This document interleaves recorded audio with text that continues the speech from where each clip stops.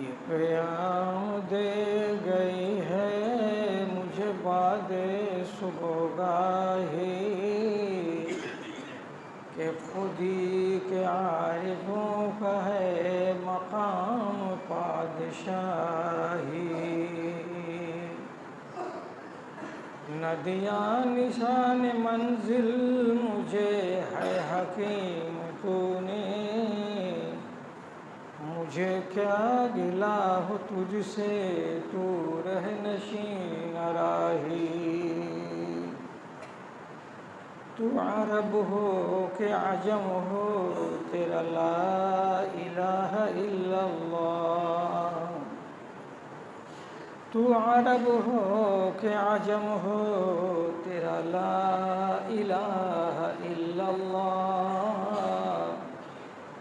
लुग़ते गरीब जब तक तेरा दिल न दे गवाही।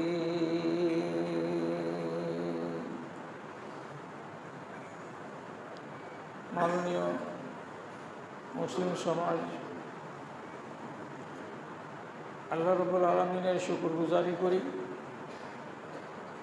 যে আমরা বিভিন্ন সুযোগে বিভিন্ন অবসরে আমাদের এই প্রাণপ্রিয় প্রতিষ্ঠানের ডাকে কখনো প্রয়োজনে কখনো অপ্রয়োজনে এখানে হাজিরি দিই, হাল হকিকতকে জানি, মনটাতে তৃপ্তি পাই। জুমার উপলক্ষে আজ আপনাদের এইখানে একত্রিত হওয়া নিঃসন্দেহে এটা একটা আমাদের জন্য আনন্দের বিষয়। আল্লাহ আমাদের এক ভাই আর এক ভাইয়ের সাথে, এক বন্ধু আর এক বন্ধুর সাথে হাসি মুখে মোলাকাত এবং একটুখানি তার হাল হকিকত জানার যে সুযোগটা দান করেছেন, এটার জন্য আমরা আল্লাহর কাছে কৃতজ্ঞতা জ্ঞাপন করছি, আলহামদুলিল্লাহ।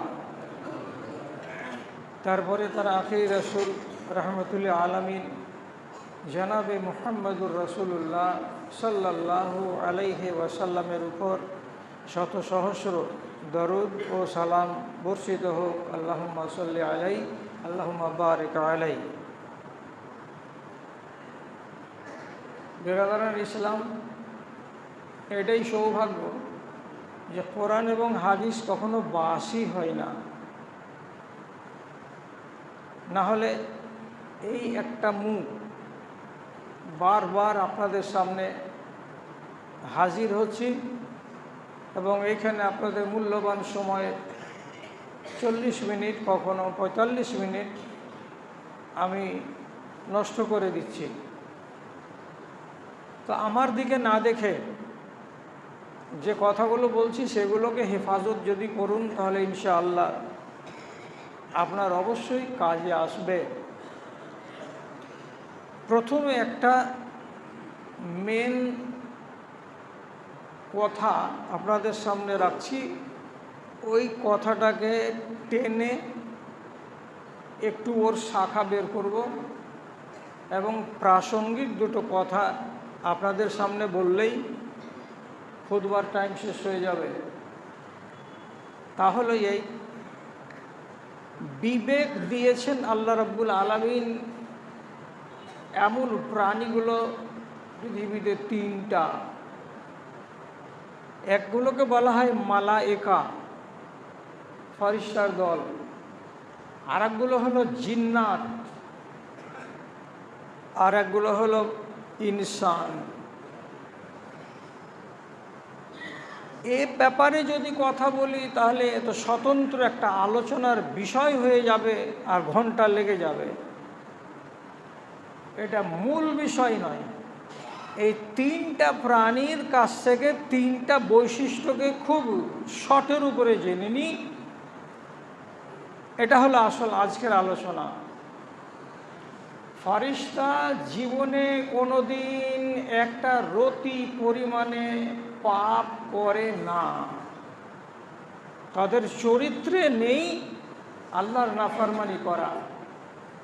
স্পষ্টভাবে আল্লাহ রাব্বুল আলামিন বলে দিয়েছে, লা ইয়াসুনাল্লাহ মা আমারহুম, ওরা জীবনে কোনোদিন কোনো একজন ফেরেশতা এক বিন্দু পরিমাণে আল্লাহ রাব্বুল আলামিনের নাফরমানি করে না। আপনি কি অবাক হবেন যদি এই কথাটা বলি যে রব্বুল আলামিন কায়নাতকে সৃষ্টি করার পর এক জাহান ফেরেশতাকে তৈরি করে বলেছেন তোমরা সাজদায় পড়ো, ওরা সাজদাতে আছে। কতদিন হলো কায়নাতকে সৃষ্টি করা আমি জানি না। মানুষের এই দুনিয়াতে আদম থেকে সিলসিলা যেটা হলো সেটা আনুমানিক 9.5 থেকে 10,000 বছর, এটা জানি। এর পরে কত হাজার বছর পর কিয়ামত কায়েম হবে তা জানি না। যেদিন কিয়ামত কায়েম হবে সেই দিন আল্লাহ রাব্বুল আলামিন তাদেরকে বলবেন সাফ করে, ইরফাউ রাসাকুম, তোমাদের মাথা উঠাও সাজদা থেকে। সেই দিন মাথা উঠিয়ে তারা আবার ফেরেশতার দল রব্বুল আলামিনকে বলবেন, আবাদনাকা মা আবাদতুকা হাক্কান ইয়া রব্বে। কি মানে? রব্বুল আলামিন আপনি আমাদেরকে সাজদায় পড়ে যেতে বলেছিলেন, তাই সাজদায় পড়েছিলাম। 1000 বছর, 10,000 বছর, 1,00,000 বছর, কতদিন জানি না। তবে এত লম্বা সময় ধরে সাজদায় পড়ে থাকার পর আমরা নিজেরাই বলছি, মালিক তোমার মন মতো ইবাদত করে দিতে পারলাম কিনা। আল্লাহ একবার বলেছে কি, ক্লান্তি পেয়ে গেছি মালিক, একবার সাজদা থেকে মাথাটা উঠাবো, আর পড়ে থাকতে পারি না। কোনো ফেরেশতা বলছে না। আবার কোরআনের অন্য আয়াতে লেখা আছে, ওয়াহুম লা ইয়াসআমুন, দিবারাত্রি এক দল ফেরেশতা আল্লাহ রাব্বুল আলামিনের তাসবিহ গাইতে আছে, তাহমিদ গাইতে আছে, কিন্তু দিবারাত্রি যদি তাদের মুখ চলতে থাকে আর তাসবিহ বের হতে থাকে, হামদ বের হতে থাকে, তো একবার তো তাদের মনের ভেতরে ক্লান্তি আসা চাই। কিন্তু আল্লাহ তাআলা কোরআনে বলছেন, ওয়াহুম লা ইয়াসআমুন, ওরা জীবনে কোনো দিন ক্লান্তি বোধ করে না। ওদের মুখটা কখনো 1 মিনিটের জন্য ঠান্ডা হয় না, ওদের মুখটা বন্ধ হয় না। তাহলে ওদেরকে আল্লাহ তাআলা যে দায়িত্ব দিয়েছেন তারা দায়িত্ব পালন করছে। তাহলে ফেরেশতাদের চরিত্র হলো পাপ না করা। তারপরে এবার আমার আগে তো জিনের সৃষ্টি, তো জিনেদের মাথা হচ্ছে, ডাক নাম হলো ইবলিস আর গুণগত নাম হলো শয়তান। এ তো বড় আসন পেয়েছিল আল্লাহ তাআলার কাছে। ফাসাকা আন আমরি রাব্বিহি, আল্লাহ রাব্বুল আলামিনের আদেশকে উল্লঙ্ঘন করার ফলে লাঞ্ছিত জীবন নিয়ে আসমানের জিন্দেগি থেকে বঞ্চিত হয়ে দুনিয়ার জিন্দেগিতে এসেছে। এ হলো শয়তান। শয়তানের চরিত্র কি? ও ভুল করবে, ভুল করার পরে আবার হুজ্জতি করবে, এটা হলো তার চরিত্র। কথাটা উল্টা পাল্টা করিয়েন না। ইবলিস শয়তানের এবং তার আওলাদদের চরিত্র হলো কি? তারা ভুল করবে আর ভুল করার পরে আবার ওই ভুলের উপরে হঠধর্মী করবে, হুজ্জতি করবে, তর্ক করবে, বিতর্ক করবে। না, আমি যেটা করি সেটা ঠিক করেছি, আমি ভুল করিনি। তাহলে ভুলের উপরে শুধু দণ্ডায়মান থাকা এটা নয়, তার উপরে আবার হুজ্জতি করা, এই যে অতিরিক্ত বৈশিষ্ট্যটা, এটা কার? শয়তানের বৈশিষ্ট্য। তারপর 3 নম্বরে বনি আদম।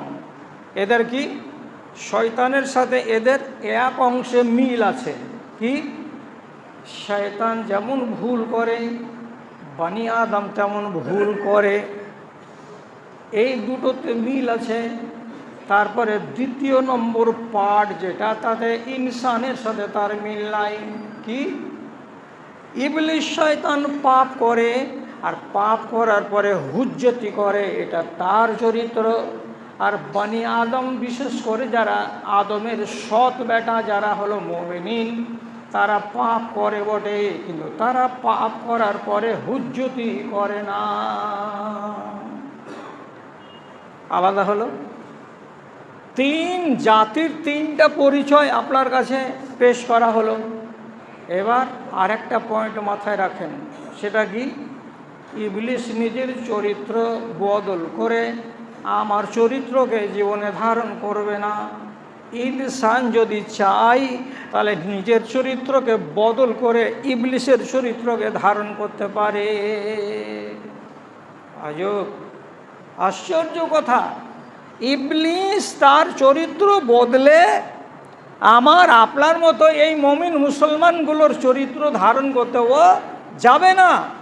কিন্তু আমাদের মতো আর আমাদের মধ্য থেকে কিছু এমন মানুষ আছে যারা ইচ্ছা করলে ইবলিসের চরিত্রকে ধারণ করে নিতে পারে, অর্থাৎ ভুলও করব, তারপরে গা জড়িয়েও করব। এই কথা তিনটাকে যে হেফাজত করলেন, এবার আপনাকে এই প্রসঙ্গে কয়েকটা কথা বলি।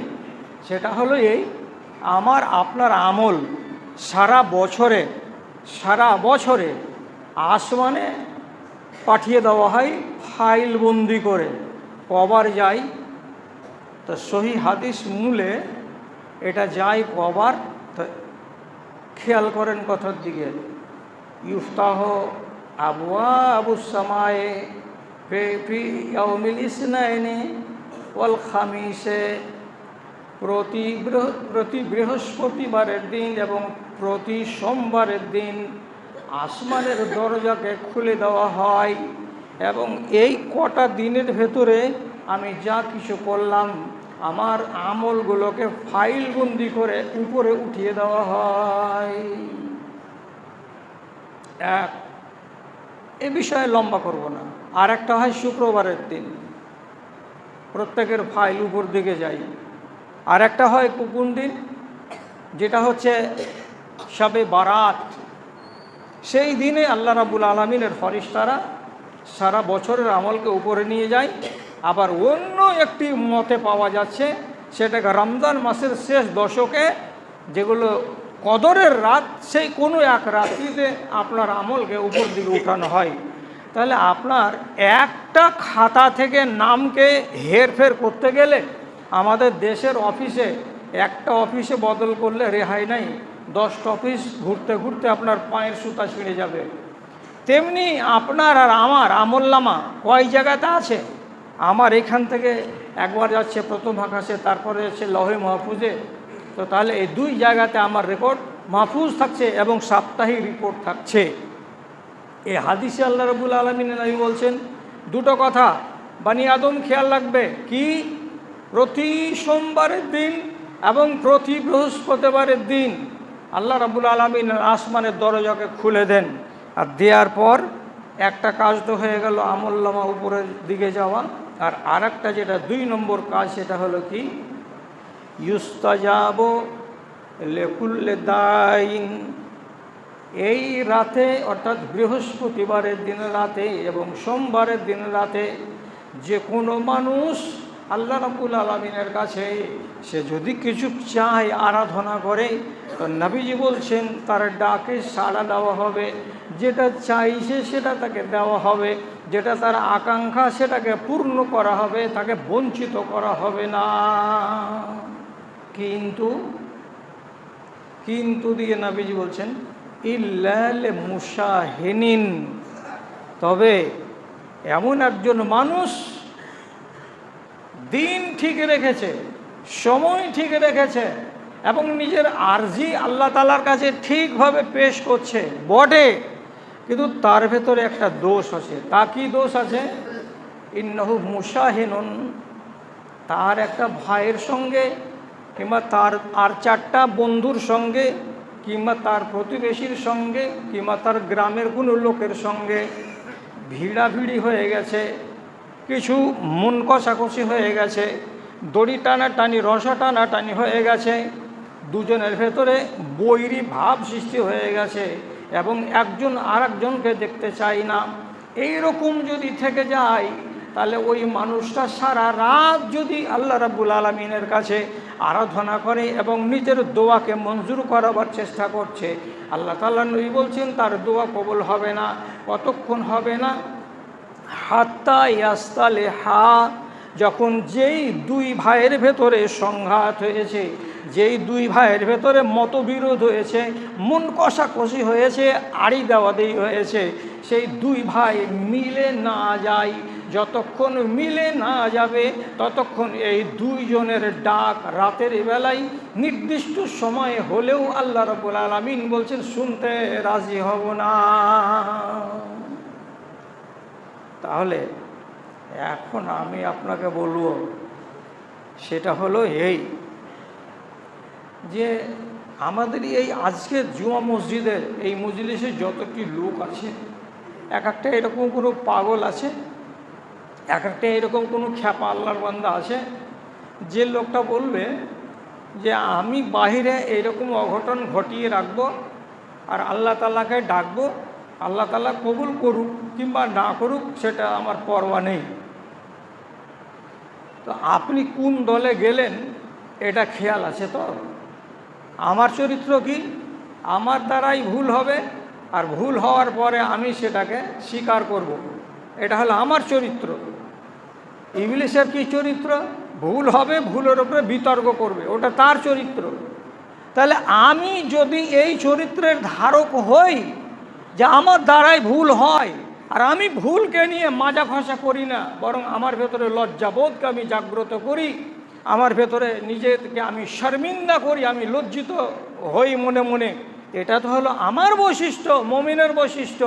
তো এই বৈশিষ্ট্য যদি না থাকে আমার ভেতরে, তাহলে বলুন, ঝগড়ার পরে, বিবাদের পরে, রেশারেশির পরে, কাজিয়ার ফাসাদের পরে যদি ওই হালাতে আমি থেকে যাই, তাহলে আমি খ্যাপা পাগল নই তো আর কি, যে আমার আমল উপর দিকে উঠছে না। আবার আমি যদি দোয়া করছি আল্লাহ তাআলার কাছে, তো রব্বুল আলামিনের পক্ষ থেকে আওয়াজ আসছে, যতক্ষণ চুক্তি না হবে, দুইজনে মিল না হবে, হবে না তোমাদের আওয়াজ, আর ডাক দেওয়া যাবে না, সাড়া দেওয়া যাবে না, শুনবো না তোমাদের কথা। কেউ আছেন এরকম পাগল মানুষ? আচ্ছা, দ্বিতীয় কথা, মানুষ হিসাবে আপনি কি ফারিস্তার চরিত্র ধারণ করতে পারবেন? আর বুক বাজিয়ে বলবেন আমার দ্বারাই কখনো ভুল হয় না? তাহলে আপনি হয় খ্যাপা পাগল আছেন, আপনি খ্যাপা পাগল আছেন, না হলে এত বড় কথা বলতে পারবেন না। কেন যে রাসূলুল্লাহ বলছেন কুল্লু বানি আদামা খাত্তাউন, পৃথিবীতে যত আদমের বেটা বেটি আছে সবাই হচ্ছে গুনাহগার, সব গুনাহগার, সব গুনাহগার, একজনকে বাদ দেননি আল্লাহ রাব্বুল আলামিনের নবী, সবাই গুনাহগার। আবার দিয়ে বলছেন খায়রুল খাত্তাইন আত-তাওয়াবুন, গুনাহগারগুলোর ভিতরে সব থেকে ভালো গুনাহগার ওটাই যে লোকটা সকালে পাপ করে বিকালে ক্ষমা চাই, যে লোকটা রাতের বেলায় মন্দ করে সকালবেলায় ভালো করে, যে লোকটা সোমবারের দিন পাপ করে মঙ্গলবারের দিন আল্লাহর কাছে ক্ষমা চাই। এই পাপ করার পরে যারা ক্ষমা প্রার্থনাকারী তারা হচ্ছে আল্লাহ রাব্বুল আলামিনের নিকটে সবচাইতে ভালো মানুষ। তাহলে আমি তো ইনসান, আমার নসিবে আল্লাহ রাব্বুল আলামিন লিখে রেখেছেন যে তোমার দ্বারাই ভুল হবে। আর যদি কেউ কোনো আলেম বা কোনো আমার জ্ঞানীগুণী ভাই বাধাবাধি করেন যে ভুল সবাই করবে, মৌলভী সাহেব এটা কথা কেমন হলো?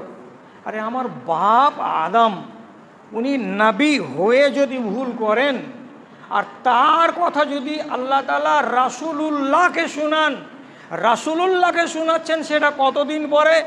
৯,৫০০ বছর পরে, আদমের গত হয়ে যাওয়ার পর রাসূলুল্লাহকে শোনাচ্ছেন কি বলে?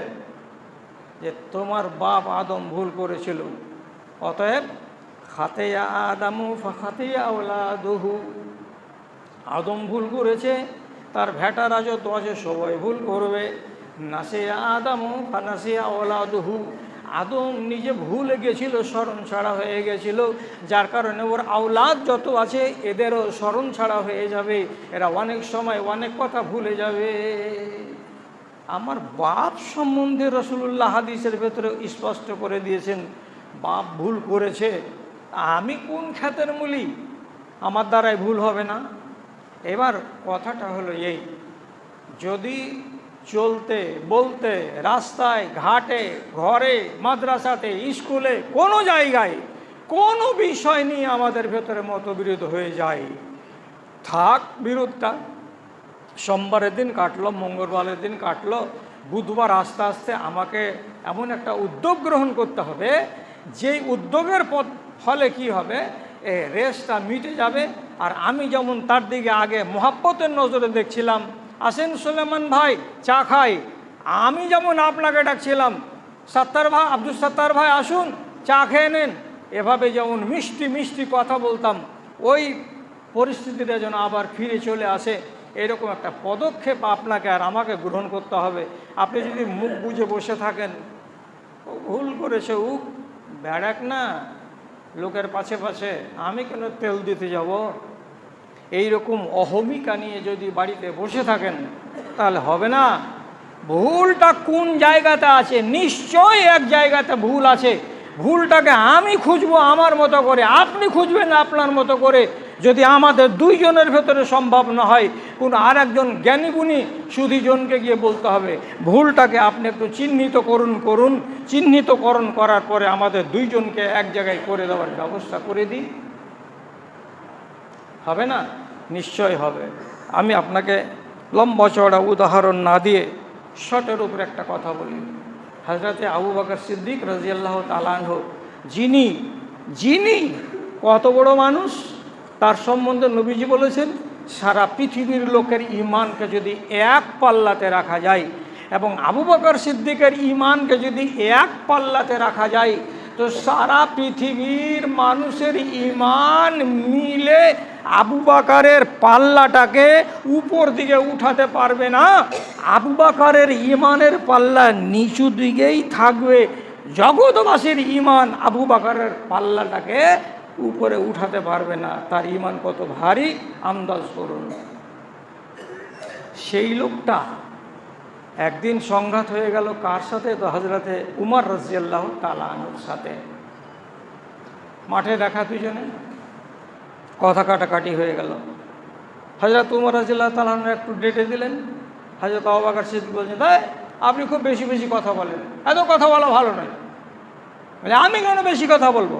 আপনি বেশি কথা বলছেন, আপনার চোখগুলো লাল লাল লাগছে দেখে, আপনার আওয়াজটা বড় লাগছে দেখে।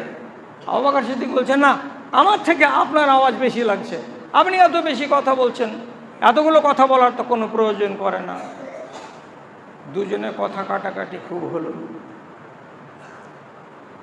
হযরত উমর রাদিয়াল্লাহু তাআলা আনহু মনের দুঃখের রাগে বাড়ি চলে গেলেন। বাড়ি যে চলে গেলেন, 5টা মিনিট গত হলো না, হযরত আবু বকর সিদ্দিকের মতো জলিলুল কদর সাহাবী এক পা দুপা করে হাঁটতে হাঁটতে হাঁটতে হাঁটতে আবু বকর হযরত উমরের বাড়ি চলে গেলেন। ফাকারা বাবাহু, হযরত উমরের বাড়ি গিয়ে দরজাটাতে খটখট খটখট করে আওয়াজ দিয়ে বলছেন, উমর বেরিয়ে আসো, আল্লাহর ওয়াস্তে বেরিয়ে আসো। হযরত উমর রাদিয়াল্লাহু তাআলা আনহু এতটাই ক্রোধিত হয়েছেন যে আবু বকর সিদ্দিকের ডাকে সাড়া দিলেন না। আবু বকর সিদ্দিক বইমুখ হয়ে গেলেন, মনের দুঃখে মনের কষ্টে ওখান থেকে বেরিয়ে চলে আসলেন। আচ্ছা, কথা কাটাকাটি কী নিয়ে হলো? আর একটা সূত্র থেকে পাওয়া যাচ্ছে, আর একটা সূত্র থেকে। সেটা কি? হযরতে আবু বকর সিদ্দিক সালাম উমরকে আগে দিচ্ছেন না, আর হযরত উমর রাদিয়াল্লাহু তাআলা আনহু বলছেন, এ আমার সালামের দিকে সব সময় তাকিয়ে থাকছে, মানে আমি ছোট আর তুমি বড়, তুমি আমাকে সালাম দিবে না, আমি তোমাকে রোজ রোজ সালাম দিব, আমি কেন তোমার দিকে তাকিয়ে থাকবো? তুমি কেন আগে আমাকে সালাম দাও না? কথাটা তো শরীয়তের। তো দুজনের একটা সেন্টিমেন্ট হলো কি, ও আমাকে আগে সালাম দেয় না, আমার সালামের দিকে তাকিয়ে থাকে। উচিত ছিল সে যেন আমাকে সালাম দেয় আগে মাঝে সাঝে, কিন্তু সেটা হয় না। তো তাকে জিজ্ঞেস করা হয়েছিল আবু বকরকে যে আপনি এটা কাজ করেন কেন? তো তিনি মিঠা ভাষাতে জবাব দিয়ে বলছেন, আমি রাসূল করিম সাল্লাল্লাহু আলাইহি সাল্লামকে শুনেছি বলতে এই কথাটা, ফামান বাদা বিসালামে, যে মানুষ দুইজন প্রথমে সালাম দেবে, যে দুজন মুসলমান একজনকে যে সালাম দেবে, প্রথমে যেই ব্যক্তি সালাম দেবে সেই ব্যক্তির জন্য রব্বুল আলামিন জান্নাত একটা বিশেষ ঘর তৈরি করে রাখবেন। এই বিশেষ ঘরখানা হলো সম্মানের ঘর। কেন যে এই মানুষটা পহল করেছে কিসে, তো সালাম দেওয়ার ব্যাপারে। তা আমি মনে মনে চাই আমার এই বন্ধু, আমার এই ভাই হযরত উমরের জন্য যেন একখানা জান্নাতে ঘর তৈরি হয়।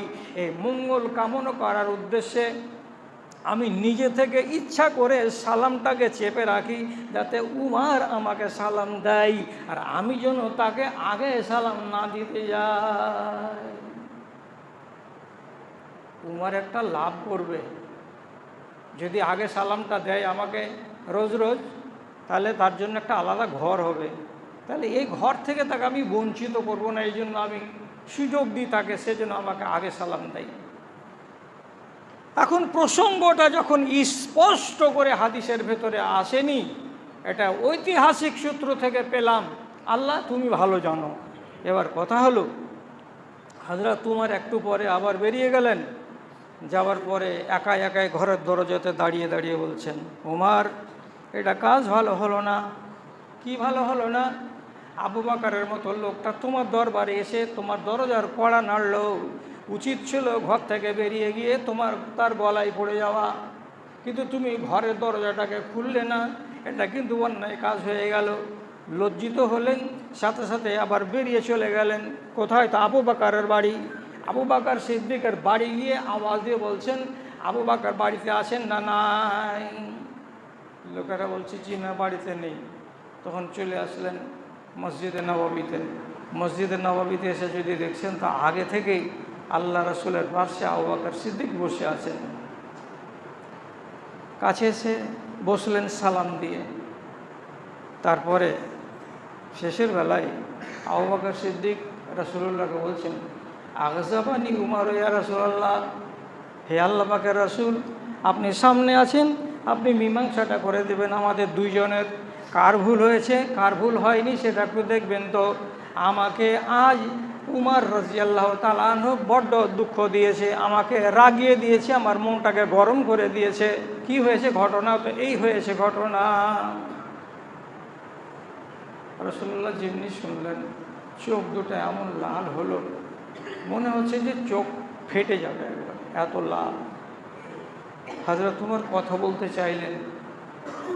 কথা বলতে চাওয়ার আগে রসুলের চোখ যে লাল হয়ে গেছে, এই কথাটা দেখতে পেয়েছেন কে? আবু বকর সিদ্দিক। আবু বকর সিদ্দিক মনে মনে ভাবছেন, রসুল যদি রেগে যান আর তার মুখ থেকে যদি একটা কথা উল্টো বেরিয়ে যায় উমরের বিরুদ্ধে, তাহলে উমরের এটা কল্যাণ হবে না, উমরের অকল্যাণ হয়ে যাবে। এটার দিকে দেখে সাথে সাথে হযরত উমর রাদিয়াল্লাহু তাআলা আনহু সাইডে ছিলেন বসে, সাইড থেকে চলে এলেন সামনে। আর সামনে আসার পর রসুলুল্লাহর দিকে এমনি করে হাতটাকে উঠিয়ে দেওয়ার পরে বলছেন, ওয়াল্লাহে আনা আজলাম তো, ওয়াল্লাহে আনা আজলাম তো। আল্লাহ পাকের রসুল, আমি জুলুম করেছিলাম। আল্লাহ পাকের রসুল, আমি জুলুম করেছিলাম। আল্লাহ পাকের রসুল, আমি অন্যায় করেছিলাম, উমর অন্যায় করে নাই। আহারে, এই লোকটাই তো আগে বলল যে উমর আমাকে কি দিয়েছে? কষ্ট দিয়েছে। উমর আমাকে ক্রোধিত করেছে, এটা তো তার শিকায়েত, অভিযোগ। অথচ রসুলুল্লাহ কি ফয়সালা দিতেন তার আগে আগে তিনি কতটা হিতাকাঙ্ক্ষী হলেন যে সামনে এসে রসুলের মুখ থেকে কোনো কথা বের হওয়ার আগে বলছেন, আমি দোষী, আল্লাহ পাকের রসুল, আমি দোষী, আমি দোষী। দোষ উমর করেন। এত বড় বড় সাহাবী, এত বড় বড় সাহাবী, তারা যদি নিজেদের ভুলকে নিজেদের ভেতরে সংশোধন করতে না পেরে রাসূলুল্লাহর দ্বারস্থ হয়ে যদি সেটাকে ফয়সালা করে নেন এবং একজন খাকসার হয় আর আরেকজন তার খাকসারিকে সাপোর্ট করে থাকেন, তাহলে আমরা কত বড় ইমানদারের বেটা ইমানদার যে আমাদের দ্বারা যদি কোনো ভুল হয়ে যায় তো আমি ধরে নেব দক্ষিণ পাড়ার হাজি পাড়ার দোকানে, আর আপনি ধরে নেবেন দোমোহনার দোকানে, যে না ওর সাথে যেন আমার মুলাকাত না হয়। কদিন যাবে? কদিন?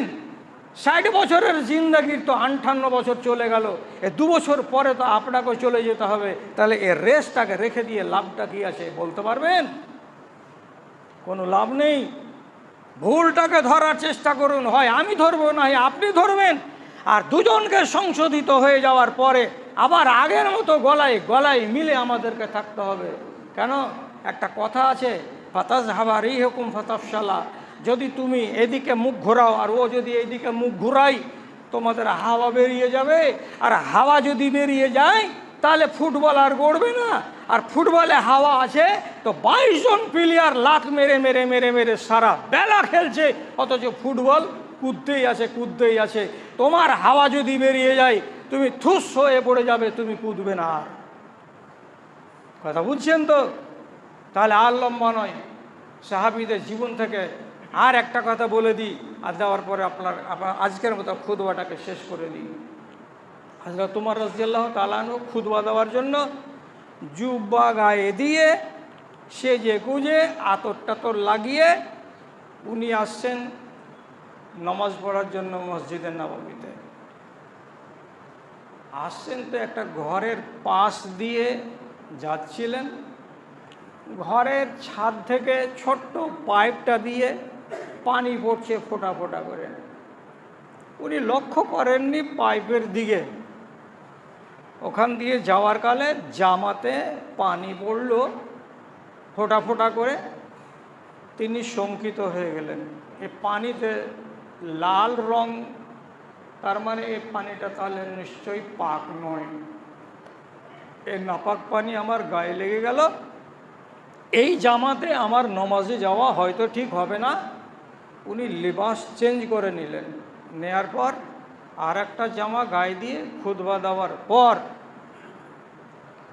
এবার কি বললেন ফয়সালা, আমার আবে ইজালাতিল মিজাবে, দুজন লোককে ডেকে বলছেন, ও লোকেরা এই রাস্তা দিয়ে যখন যাবে তোমরা, যেটা আব্বাস রাদিয়াল্লাহু তাআলা আনহুর বাড়ি, ওই বাড়িতে দেখতে পাবে মিডিল পয়েন্টে একটা ছোট্ট পাইপ নেমেছে, ওই পাইপটাকে তোমরা সেখান থেকে খুলে ফেলে দাও, যাতে ওই পাইপের পানি মানুষ এখান দিয়ে যারা গত হবে তাদের গায়ে যেন না পড়ে, তাদের কাপড় ধরি যেন অপরিষ্কার না হয়, নাপাক না হয়ে যায়।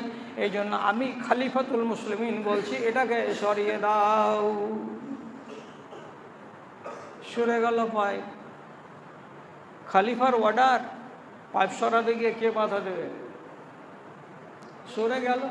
হযরত আব্বাস রাদিয়াল্লাহু তাআলা আনহু মনটাতে কষ্ট পেলেন, ছাদের পানি নামাবার এটা একটা ব্যবস্থা, আর আপনি এটাকে বন্ধ করে দিলেন, তাহলে ছাদের পানিগুলো কি ওখানে বদ্ধ হয়ে থাকবে? এই নালার পানি নিয়ে শেরশাবাদ জাতির যত মাথা ফাটাফাটি হয়েছে, অন্য বিষয় কম আছে যাতে মাথা ফাটাফাটি কম হয়েছে। পানি নিয়ে আমাদের খুব ঝগড়া হয়। যখন পাইপটাকে সরিয়ে দেওয়া হলো, হযরতে আব্বাস রাদিয়াল্লাহু তাআলা আনহু খুব ভারাক্রান্ত মন নিয়ে হযরত উমরের কাছে যে বললেন যে আনতাল্লাযী আমারতাহু বিইজালাতিহি, আপনি এটাকে সরিয়ে দিতে বলেছিলেন নাকি? হ্যাঁ, আমি সরিয়ে দিতে বলেছি। হযরত উমর বলছেন, মনে কষ্ট হয়েছে খুব, মানুষের গায়ে যে গান্দা পানি পড়ছে, তো এই গান্দা পানিটা পড়তে গেলে তার জামা কাপড় নাপাক হবে। না হযরত, ওখানে নাপাক পানি পড়ার প্রশ্ন আসে না। দুটো ছোট ছোট পাখির বাচ্চা জবে হয়েছিল, এই জবে হওয়ার পরে নিশ্চয়ই তার রক্তগুলো পানির সঙ্গে মিলে নিচে পড়েছে, যার ফলে আপনার গায়ে হয়তো লাল রঙের একটু পানিগুলো লেগেছে। যদি লেগে থাকেই বা, তো তাতে আপনি সাবধানতা অবলম্বন করেছেন, নতুন জামা বা অন্য জামা গায়ে দিয়ে এসেছেন, বাকি ওই জামা থাকতে গেলেও আপনার অসুবিধা ছিল না, তো আপনি এটা সরিয়ে দিয়েছেন। আপনার মনটা খারাপ হয়েছে নাকি? তো বলছে, আপনি সরিয়ে দিয়েছেন এই জন্য আমার মনটা খারাপ হয়নি, আমার মনটা খারাপ হয়েছে অন্য কারণে। কি কারণ? কি কারণ? তখন হযরত আব্বাস বলছেন, হাযাল মাওজাউল্লাযী ওয়াদাহু ফিহে রাসূলুল্লাহ সাল্লাল্লাহু আলাইহি সাল্লাম। এই জায়গাটা হলো সেই জায়গা যেই জায়গাতে আমার নবী, আপনার নবী রাহমাতুল লিল আলামিন জনাবে মুহাম্মদুর রাসূলুল্লাহ সাল্লাল্লাহু আলাইহি সাল্লাম নিজের হাতে পাইপটাকে লাগিয়ে দিয়েছিলেন। আর উনার লাগিয়ে দেওয়া পাইপটাকে আমি শুধু সিমেন্টিং করে দিয়েছি, আর দেওয়ার পরে শুধু তাকে হেফাজত করে রেখেছি। রাসূলুল্লাহ লাগিয়ে দেওয়া একটা নিদর্শন আমার বাড়ি থেকে নষ্ট হয়ে গেল, এই জন্য মনটা বড্ড ব্যথা পেয়েছে। হযরতে উমর বলছেন, ওহো, রাসূলুল্লাহ লাগিয়ে দিয়েছেন এই জিনিস, তো রাসূলুল্লাহ কি রাস্তা সম্পর্কে অবগত ছিলেন না যে তিনি এইভাবে লাগাতে বলেছেন? নিশ্চয়ই উনি জানেন যে এই পানিটা যেখানে পড়বে সেটা রাস্তা নয়, সেটা আব্বাসের জমিন। তা আব্বাসের জমিনে যদি তার পানি পড়ে তো তাহলে এটা তো দোষের নয়। তো রাসূলুল্লাহ যে কাজটা করেছেন সে কাজের উল্টো আমি কেন করতে গেলাম?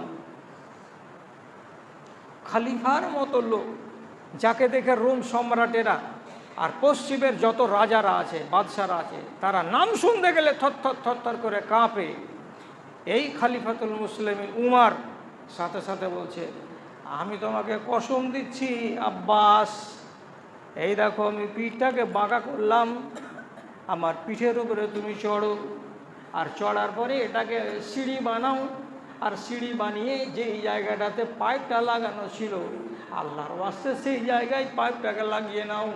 তোমার আর আমার ভেতরে মন কষাকষি যেন না থাকে, আর মন কষাকষিটা যেন আমাদের বরবাদির কারণ না হয়। আমি তোমার মনটাকে ফ্রি করে দিতে চাই, আমি নিজের মনটাকেও ফ্রি করে নিতে চাই। আমি এইভাবে ঝুঁকে যাচ্ছি, তুমি আমার পিঠে চড়ো, আর চড়ার পরে পাইপটাকে ওই জায়গায় লাগিয়ে নাও। এরা দুজনই মীমাংসা করে নিল। আর বিকট মাদ্রাসাতে 300টা হাফেজে কোরআন আছে, প্রত্যেক দিন হিফজের জন্য কোরআন তিলাওয়াত করে। আর প্রতি বছর আপনারা 30টা করে ছেলেকে ফাঁড়ি করছেন। এখানে আল্লাহর রহমত বর্ষণ হচ্ছে উপর দিক থেকে। এটা এমন একটা মাদ্রাসা হিফজের। আর সেই মাদ্রাসার ডানে আর বামে আপনারা বসিন্দা। এ মাদ্রাসার দোহায়ে, এ মাদ্রাসার তোফাইলে আপনাদের যে কি কল্যাণ সাধিত হচ্ছে, তো সেটা আপনি টের পান না, হয়তো আপনার নসল টের পায়, আপনি হয়তো অনেক সময় টের পান, কিন্তু মনে মনে হয়তো ভুলে যান। আল্লাহর এই রহমতকে অস্বীকার করবেন না, আল্লাহর এই ফাজল আর মেহেরবানিকে অস্বীকার করবেন না। আপনার দ্বারাই, আমার দ্বারাই, কোনো ভাইয়ের দ্বারাই এমন একটা আচরণ যেন না হয় যে তার খেসারতটা বহন করবে কে?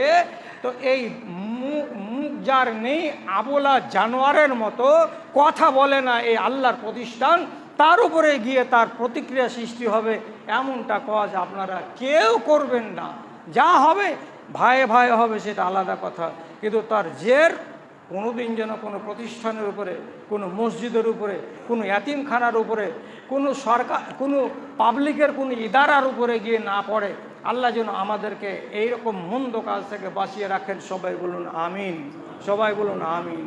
আল্লাহ রাব্বুল আলামিন আপনাদের সৎ কাজ করার সব সময় তৌফিক দান করেন, এবং আমাদের মধ্যে যেগুলো ত্রুটি বিচ্যুতি আছে সেগুলোকে আল্লাহ তাআলা আমাদের সরিয়ে নিয়ে আমাদেরকে খালেস মুমিন মুসলমান হয়ে বাঁচার তৌফিক দান করেন। আমিন। ওয়া আখিরু দাওয়ানা আলহামদুলিল্লাহি রাব্বিল